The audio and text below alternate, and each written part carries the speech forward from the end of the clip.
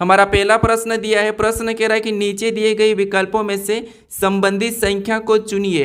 यानी जिस प्रकार यहाँ पर ए से 1 लिखा है, बी से 8 लिखा है, हमें उसी प्रकार सी का बताना है। ठीक है, तो ये हमारा एनोलॉजी का प्रश्न है। सबसे पहले हमें ये पता करना है कि यहाँ पर ए से 1 कैसे लिखा है, बी से 8 कैसे लिखा है, सेम उसी प्रकार हम सी का बताएंगे। ठीक है, तो जब भी आपको लेटर का अंकों में दिया जाता है, ठीक है, जब भी आपको लेटर का अंकों में दिया जाता है तो फिर वहां पर आपको क्या करना है, उन लेटर को अंकों में लिखना है। जैसे यहाँ पर देखिए ए हमारा ABCD में कितने नंबर पे, 1 नंबर पे आता है। ठीक है, उसी प्रकार बी हमारा ABCD में कितने नंबर पे, 2 नंबर पे आता है। ठीक है, लेकिन यहाँ पर 1 तो लिखा है, लेकिन यहाँ पर 2 की जगह 8 लिखा है, तो हम ऐसा क्या करें कि 1 और 8 लिखा। ठीक है, तो देखिए जैसे यहाँ पर अगर हम इसका घन कर देते हैं 1 का, तो 1 का घन कितना होता है, 1 ही होता है। ठीक है, उसी प्रकार 2 का घन करेंगे तो 2 का घन कितना होता है, तो 2 का घन यहाँ पर हमारा 8 होता है। और यहाँ पर देखिए सेम तरीके से 1 भी लिखा है और 8 भी लिखा है। ठीक है, तो उसी प्रकार हम क्या करेंगे, सी का भी बताएंगे। अब सी हमारा ABCD में कितने नंबर पे, तो 3 नंबर पे आता है। ठीक है, तो यहाँ पर जैसे हमने घन किया था,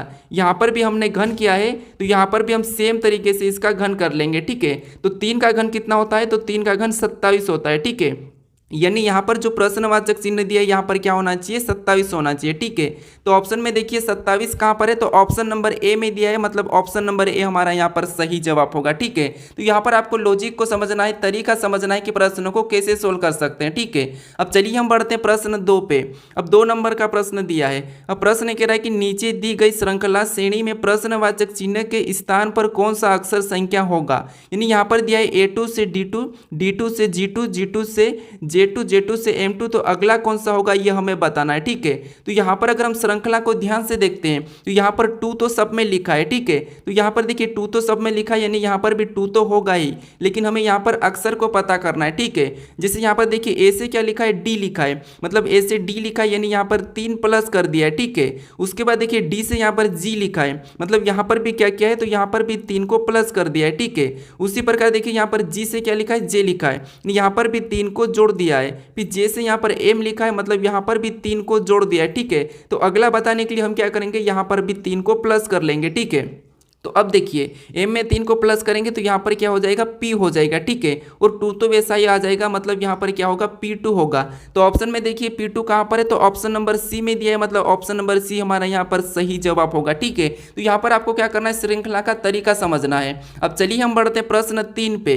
अब 3 नंबर का प्रश्न दिया है। प्रश्न कह रहा है कि नीचे दिए गए प्रश्न में लुप्त संख्या ज्ञात कीजिए। यानी यहाँ पर एक प्रश्नवाचक चिन्ह दिया है, यहाँ पर कौन सी संख्या होगी ये हमें बताना है। ठीक है, तो जब भी हम इस टाइप के प्रश्नों को सोल्व करते हैं, यहाँ पर पूछा जाता है, तो फिर वहां पर आपको क्या करना है, सबसे पहले जो प्रश्नवाचक चिन्ह दिया है, ठीक है, जैसे अगर यहाँ पर प्रश्नवाचक चिन्ह दिया है तो आपको उसी की जगह बाकी की संख्या कैसे लिखी गई ये पता करना है। ठीक है, जैसे यहाँ पर 13 कैसा लिखा है बीच में, और यहाँ पर 20 कैसे लिखा है ये पता करना है। जिस तरीके से यहाँ पर 20 लिखा है और उसी तरीके से यहाँ पर 13 लिखा है, हम सेम तरीके से यहाँ पर संख्या को बता देंगे। ठीक है, तो देखिए जैसे यहाँ पर 20 पता करेंगे कि ये 20 कैसे लिखा है, तो इन संख्या को आपस में ऐसा कुछ भी करो, गुणा भाग जोड़ कुछ भी करो, हमें यहाँ पर 20 मिलना चाहिए और सेम तरीके से यहाँ पर 13 भी मिलना चाहिए। ठीक है, तो अब देखिए जैसे अगर हम इन संख्या को क्या कर सकते हैं, अगर हम इन संख्या को आपस में जोड़ लेते हैं, ठीक है, तो यहाँ पर देखिए 27 और 18 को जोड़ेंगे तो हमारे यहाँ पर कितने हो जाएंगे, 45 हो जाएंगे। ठीक है, कितने, 45।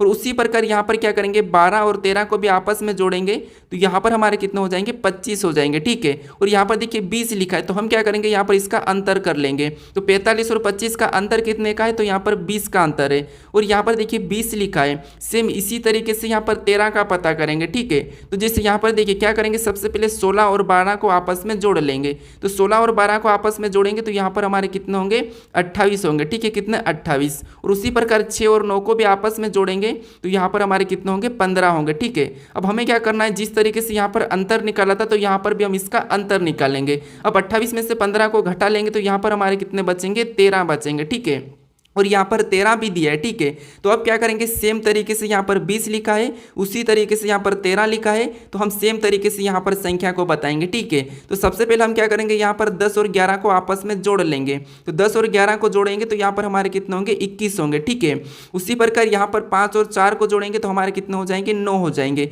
उसके बाद हमें क्या करना है, यहाँ पर अंतर निकालना है। ठीक है, तो 21 में से 9 को घटाएंगे तो यहाँ पर हमारे कितने बचेंगे, 12 बचेंगे। यानी यही हमारा क्या होगा, सही जवाब होगा। यानी जो प्रश्न प्रश्नवाचक चिन्ह दिया है, यहाँ पर क्या होना चाहिए 12 होना चाहिए। ठीक है, तो ऑप्शन में देखिए 12 कहाँ पर है, तो ऑप्शन नंबर बी में दिया है, तो ऑप्शन नंबर बी हमारे यहाँ पर सही जवाब होगा। ठीक है, तो जब भी आपको लुप्त संख्या का प्रश्न सोल्व करना है तो जो प्रश्नवाचक चिन्ह दिया है उसी की जगह पहले तो संख्या को पता करना है। ठीक है, अब चलिए हम बढ़ते हैं प्रश्न 4 पे।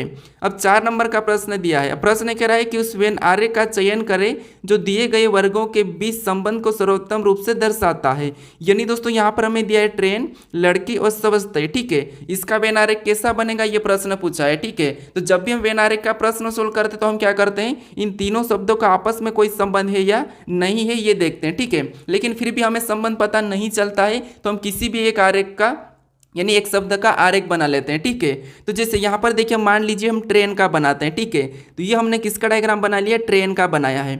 उसके बाद हम क्या करेंगे, दूसरे शब्द का बनाएंगे, यानी दूसरा शब्द हमें यहाँ पर दिया है लड़की। तो लड़की का बनाने से पहले हम देखेंगे कि जो हमने ट्रेन का डायग्राम बनाया इनसे दो का आपस में कोई संबंध है या नहीं है ये देखेंगे। तो लड़की और ट्रेन का आपस में कोई संबंध नहीं है तो यहाँ पर लड़की का भी अलग ही डायग्राम बनेगा। ठीक है, उसके बाद हम क्या करेंगे, तीसरे शब्द का बनाएंगे, यानी तीसरा शब्द हमें दिया है स्वस्थ। ठीक है, अब स्वस्थ का बनाने से पहले इन दो शब्दों से आपस में कोई संबंध है या नहीं है ये देखना है। ठीक है आपको, तो देखिए अगर स्वस्थ और लड़की का देखेंगे तो कुछ लड़कियां क्या होती है, स्वस्थ होती है, सारी लड़कियां नहीं होती है, कुछ होती है। तो यहाँ पर इसका डायग्राम तो कुछ वाला लड़की के साथ बनेगा। लेकिन यहाँ अगर ट्रेन का देखते हैं, ट्रेन और स्वस्थ इसका आपस में कोई संबंध नहीं है तो यहाँ पर क्या बनेगा, यहाँ पर इसका अलग बनेगा, यानी कि कुछ लड़कियां स्वस्थ होती है। ठीक है, तो डायग्राम हमारा कैसा बनेगा, कुछ इस टाइप से बनेगा। तो ऑप्शन में देखेंगे इस टाइप से डायग्राम कहाँ पर है, तो ऑप्शन नंबर हमें ए में दिया है, तो ऑप्शन नंबर ए हमारा यहाँ पर सही जवाब होगा। ठीक है, अब चलिए हम बढ़ते हैं प्रश्न 5 पे।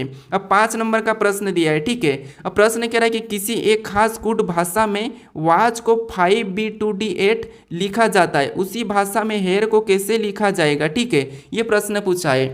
तो ये हमारा कोडिंग डिकोडिंग का प्रश्न है। सबसे पहला हमें ये पता करना है कि यहाँ पर वाच को 5B2D8 कैसे लिखा है। ठीक है, तो देखिए कोडिंग डिकोडिंग के प्रश्नों को हम कई तरीके से सोल्व कर सकते हैं, लेकिन आपको हर प्रैक्टिस सेट में क्या करना है, यहाँ पर तरीकों को समझना है। ठीक है, क्योंकि हर प्रैक्टिस सेट में आपको हर प्रश्न अलग अलग टाइप से मिलेगा। क्योंकि अलग अलग टाइप से इसीलिए मिलेगा क्योंकि आप एक प्रैक्टिस सेट सोल्व कर रहे हो। ठीक है, तो देखिए जैसे आपको क्या करना है, मैं बताया था कि जब भी आपको यहाँ पर कुछ लेटर का अंकों में लिखा जाता है तो उन अंकों को क्या करना है, लेटर को अंकों में लिखना है। ये आपको बताया था। ठीक है, जैसे यहाँ पर देखिए जैसे W से यहाँ पर क्या लिखा है, 5 लिखा है, यानी दोस्तों W हमारा ABCD में कितने नंबर पे आता है, तो ABCD में W हमारा 23 नंबर पे आता है। ठीक है, और इसको हम आपस में प्लस कर लेंगे तो यहाँ पर हमारे कितने होंगे, 5 होंगे।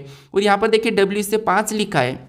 फिर देखिए ए के बाद क्या आता है, बी आता है, तो बी को लिख दिया है। उसके बाद टी को वापस से क्या लिखा है, 2 लिखा है। टी हमारे ABCD में कितने नंबर पे आता है, तो 20 नंबर पे आता है। ठीक है, और इसको भी आपस में प्लस करेंगे तो यहाँ पर हमारे कितने होंगे, 2 होंगे।